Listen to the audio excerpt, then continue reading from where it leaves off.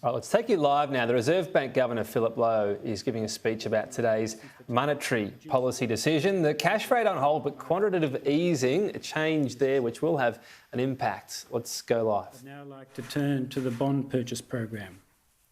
This program has lowered risk-free yields across the entire yield curve in Australia, and in doing so, it's lowered funding costs for all borrowers in Australia.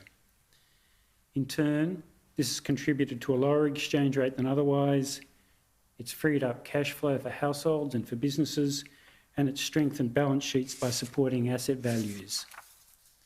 The bond purchases have also led to portfolio rebalancing by investors, and this too has supported the prices of other assets.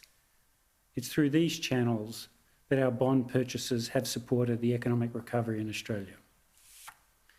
The second $100 billion tranche of purchases will be completed in early September, and we will continue to purchase bonds after this date, providing ongoing support to the Australian economy. We'll continue to do so in the current 80-20 split between Australian government securities and the securities issued by the states and territories. And these purchases will be at the rate of $4 billion a week, rather than the $5 billion a week under the current program. The board will next review the rate of purchases at its November meeting. Its decision to do so, rather than to lock in the volume of purchases for a longer period, reflects the balance of two considerations. The first is the benefit of being able to respond in a timely way to the flow of economic news. In a world characterised by a high degree of uncertainty, there is benefit from not being locked into a particular path for an extended period.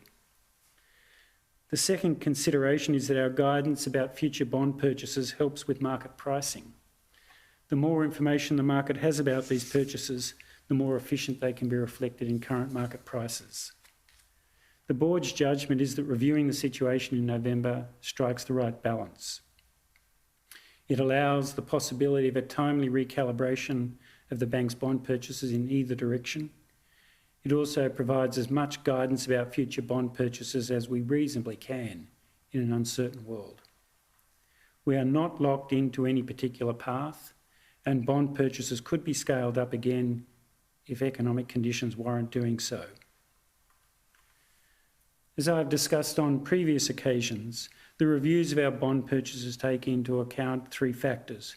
First, the effectiveness of the bond purchases that we've undertaken. Second, the decisions of other central banks. And third, and most importantly, progress towards our goals of full employment and inflation consistent with the target. And we'll use this same framework in our future reviews. We will continue buying bonds until there is further material progress towards our goals of full employment and inflation. We want to see clear evidence that the stronger economy is translating into a pickup in wages and a lift in inflation towards the target. We will also be reviewing the ongoing rate of purchases in light of our forecast for future progress towards our goals, so both the outcomes and the forecasts are important here. And today's announcement reflects this general decision-making framework.